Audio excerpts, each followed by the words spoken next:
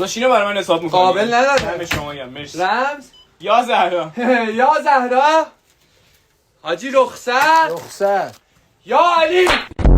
داداش چاقو داری؟ چای چه گویی؟ اینا همشون موزن، کلی بزنم برات یا کارتونی؟ بفرما. ببندم یا میذاری کمره؟ نه داداش پامو اذیت میکنه، ببندش. نه داداش نبند میذارم تو کمرم. زمت کرد تخفیف بده داداش سرویسمون کم. اصلا کردم نیستم، افغانیم. بعد چکر میکنی همشری؟ من تا کابل زندگی میکردم، جانت جور است؟ بابا داداش کاتانای جدیدت مبارک.